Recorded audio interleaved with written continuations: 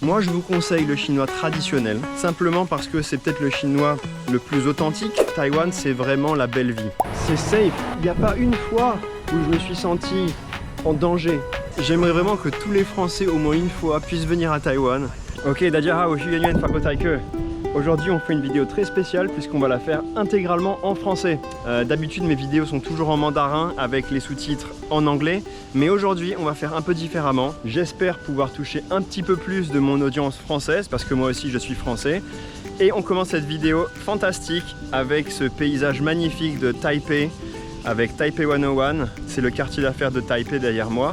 Et en fait on est dans une montagne qui est à peine 10 minutes de marche de ce quartier. On monte des escaliers, ça fatigue beaucoup, et on arrive là-haut et on profite du paysage.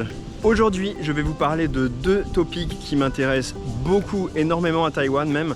Le premier, c'est l'apprentissage du mandarin et la question du simplifié par rapport au traditionnel. Et la deuxième chose, ça serait de faire le parallèle entre Taïwan et la Chine. Parce que lorsqu'on pense à apprendre le mandarin, quand la question simplifiée ou traditionnelle se pose, on pense tout de suite à où est-ce que je vais pouvoir utiliser ces connaissances de langage.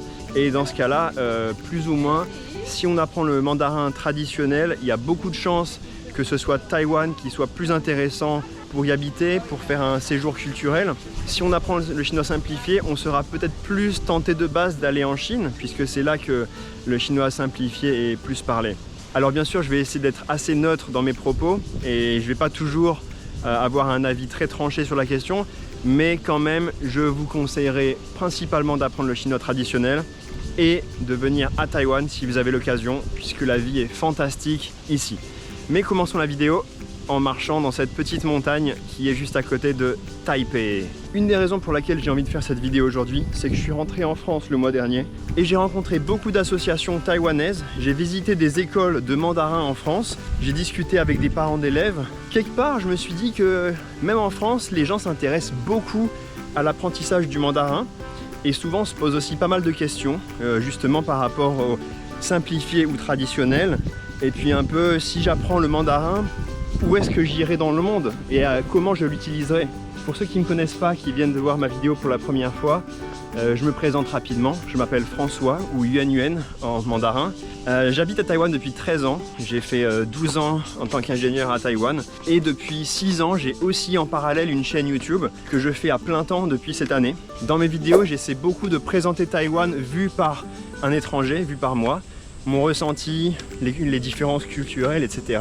Pour la question du mandarin, moi j'avais jamais appris le mandarin avant de venir à Taïwan. J'ai appris à Taïwan, mais principalement tout seul, par moi-même, surtout en faisant des flashcards tous les jours, à réviser, apprendre les caractères, parce que une des difficultés principales dans le mandarin, c'est qu'il y a des milliers de caractères différents qu'il faut tous apprendre un par un. Ouh, il y a une super araignée, je vais vous la montrer. C'est très très sympa. Ceci dit, je suis déjà allé en Chine 2 fois, Shanghai et Pékin, donc j'ai quand même pu un peu voir les différences culturelles et puis surtout voir la différence de langage. Ok, pour reprendre vraiment les bases, qu'est-ce que c'est la différence entre le chinois simplifié et traditionnel? À l'époque, le chinois était traditionnel partout dans les pays qui parlaient mandarin, mais à une époque, la Chine a décidé de simplifier l'écriture. Tout simplement parce que ça demande beaucoup de traits, les caractères chinois. En le simplifiant, on va peut-être accélérer la vitesse d'écriture. Et puis peut-être que ça permettrait aussi de combattre l'illettrisme. Parce que plus on simplifie les caractères, plus il y a de gens qui sont susceptibles de pouvoir l'apprendre et de pouvoir écrire. Donc je crois que c'était ça la raison principale. Et merci de me corriger si j'ai faux. Ce qui fait qu'on se retrouve aujourd'hui avec le chinois simplifié utilisé en Chine et le chinois traditionnel utilisé à Taïwan, Hong Kong et Macao. En termes de superficie et de population, c'est tout à fait exact de dire que le chinois simplifié est parlé par plus de personnes dans le monde et donc certaines personnes pourraient penser que c'est mieux de l'apprendre lui pour pouvoir parler avec la Chine. Donc le chinois traditionnel en comparaison, c'est le chinois qui avait avant la simplification du chinois. Il comporte plus de traits. Mais d'un autre côté, le fait qu'il y ait plus de traits, ça fait que les caractères gardent leur sens. Parce qu'en chinois, en mandarin, les caractères ont souvent une signification. Et c'est en voyant les différentes parties du caractère qu'on peut très souvent deviner le sens du caractère si on a bien appris les bases. Donc il y a quand même un réel avantage à connaître le chinois traditionnel. En ce qui concerne la France, il faut savoir que peut-être 95% des écoles qui enseignent le mandarin simplifié. Donc il y a très peu d'écoles qui enseignent les caractères traditionnels.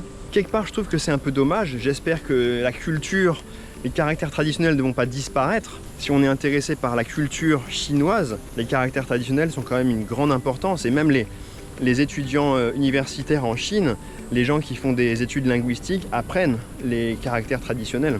Heureusement, il y a quand même certaines écoles en France qui enseignent le mandarin traditionnel. Et il faut savoir que Taïwan a ouvert ou fait la promotion d'écoles dans le monde au travers de son réseau TCML, Taiwan Center for Mandarin Learning, où justement ils ouvrent des écoles dans le monde pour promouvoir l'apprentissage du mandarin traditionnel. Et j'ai eu l'occasion de visiter 2 de ces écoles lors de mon séjour en France récemment. J'ai parlé aux enseignants, j'ai parlé aux parents d'élèves et j'ai eu l'impression que beaucoup de gens étaient très intéressés par l'apprentissage du mandarin traditionnel. Je mettrai les adresses de ces 2 écoles en bas dans la description parce que je pense que si vous êtes intéressé pour l'apprentissage du mandarin, pourquoi pas essayer le chinois traditionnel. Alors, chinois simplifié ou traditionnel? Qu'en pense Yuan Yuan? J'ai 2 opinions dessus. La première opinion, c'est qu'en fait, c'est pas forcément une question si importante que ça. Si vous n'avez qu'une école de chinois simplifié là où vous habitez, eh ben c'est très bien comme ça. Si vous apprenez sérieusement, si vous devenez très très bon, bilingue, eh ben dans les 2 cas, il n'y aura pas vraiment de problème. Que vous appreniez le chinois simplifié ou traditionnel, la différence est principalement dans l'écriture. Parler ou entendre, c'est la même chose, puisque les caractères simplifiés ou traditionnels, c'est seulement par rapport à l'écriture. Parler ou entendre, c'est pratiquement la même chose selon moi. Alors bien sûr, il y a des accents, il y a des dialectes, mais ça c'est encore autre chose. Ensuite, pour la question de l'écriture et de la lecture, j'ai appris tous les caractères traditionnels, mais je suis capable de lire, on va dire, 80% des caractères simplifiés sans avoir vraiment appris. Naturellement, le fait d'avoir appris les caractères traditionnels, je peux lire, je peux déchiffrer les caractères simplifiés. Alors il faut quand même savoir que j'ai appris énormément. J'ai révisé des flashcards tous les jours pendant 11 ans je crois. Donc je connais beaucoup de caractères. J'ai lu beaucoup de livres, j'ai regardé beaucoup de films. Donc j'ai quand même des très bonnes bases en termes de caractères. Je peux comprendre 80% du chinois simplifié. J'ai lu un livre en chinois simplifié, c'était Le Petit Prince, pour vérifier que je pouvais quand même lire même les caractères simplifiés. Donc au final, ça m'a pas trop dérangé, que ça soit simplifié ou traditionnel. Je peux le lire, je peux le taper, puisque maintenant on tape avec le téléphone, et le téléphone en général est assez intelligent. C'est-à-dire que quand tu tapes les bons caractères, les bonnes combinaisons, de base il va proposer les caractères. Et très facilement, lorsqu'on a un contexte en tête, on peut tout de suite comprendre de quoi il s'agit. Regardez ça, une belle statue dans la montagne. Je suis déjà venu ici il y a très longtemps, mais les montagnes de Taïwan, il faut savoir qu'il y a des petits sentiers dans toutes les directions possibles, donc je ne crois pas être déjà arrivé dans cet endroit précis. Mais dans tous les cas, je sais où je suis. Là, on est en plein été à Taïwan, vous devez voir, hein, je transpire comme un gros porc, je crois qu'on peut le dire. Il faut accepter, l'été il fait très chaud, mais on profite des paysages magnifiques. Waouh, un super temple dans la montagne. Voilà, je suis jamais venu là. Je sais pas où je suis. Lorsqu'on a un caractère traditionnel avec plus de sens, plus de radicaux, plus de signification à l'intérieur du caractère, on peut plus facilement comprendre sa version simplifiée qui consiste à lui retirer certains éléments. Mais l'inverse est-il vrai? L'inverse est légèrement différent selon les conversations que j'ai eues avec des Chinois et des Taïwanais. En fait, si on connaît que le caractère simplifié, il se peut qu'on ait plus de mal à comprendre le caractère traditionnel, juste parce qu'en fait, le caractère simplifié, on lui a retiré des choses.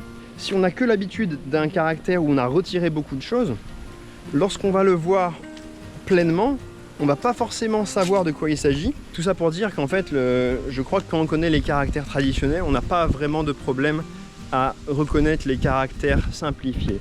L'inverse peut-être est un peu plus difficile, même si je pense que dans tous les cas, si on est très intéressé par l'apprentissage du mandarin, par la culture, la conversion est très rapide. Si on a vraiment besoin d'apprendre, ça se fera très rapidement. Moi, en tant qu'étranger à Taïwan, je parle mandarin tous les jours. C'est vraiment C'est sûrement la langue que je parle le plus au quotidien maintenant que j'habite avec ma copine. Mais regardez ça, on arrive encore dans un endroit merveilleux, un petit lac, une petite cascade. La vie est belle. Bon, je vois que mon t-shirt devient de plus en plus dégueulasse à mesure que je transpire. Donc je vais changer pour un t-shirt de sport là où on verra pas qu'il est dégueulasse. Allez, ok, c'est mieux comme ça. Moi je vous conseille le chinois traditionnel, simplement parce que c'est peut-être le chinois le plus authentique. C'est peut-être celui où il y a plus de détails, de signification dans les caractères. Mais d'un autre côté, si la seule école qu'il y a près de chez vous enseigne le mandarin simplifié, c'est pas un gros problème. Et je dirais même bonne chance parce que c'est quand même des années et des années d'apprentissage si on veut avoir un bon niveau.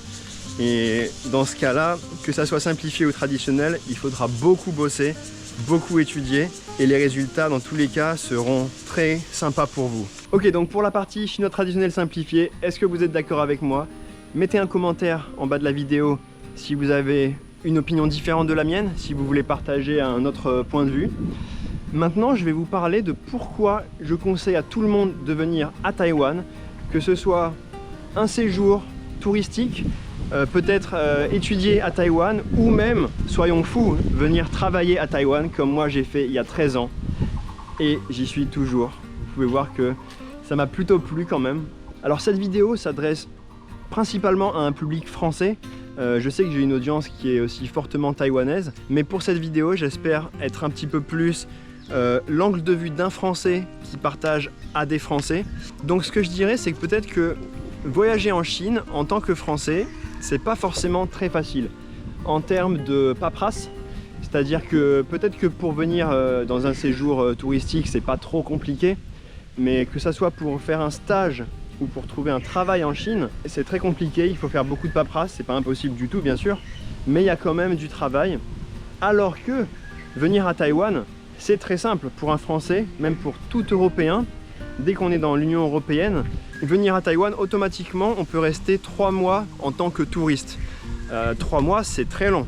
Même certaines personnes, ce qu'ils font, c'est ce qu'on appelle des visa runs, c'est-à-dire que lorsqu'on arrive au bout des 3 mois, on part dans un pays qui n'est pas très loin, que ce soit Hong Kong ou le Japon ou Philippines. On fait un petit séjour là-bas pour s'amuser, et puis on revient à Taïwan pour continuer à étudier. Donc déjà, il y a l'aspect pratique. C'est très pratique de venir à Taïwan pour un Européen, pour un Français. La deuxième chose, c'est que Taïwan, c'est fantastique. Il y a absolument de tout à Taïwan. Si vous n'avez jamais vu mes vidéos, je vous conseille de regarder un petit peu. Je fais énormément de voyages dans Taïwan et de montrer un peu aux gens que Taïwan, c'est vraiment la belle vie.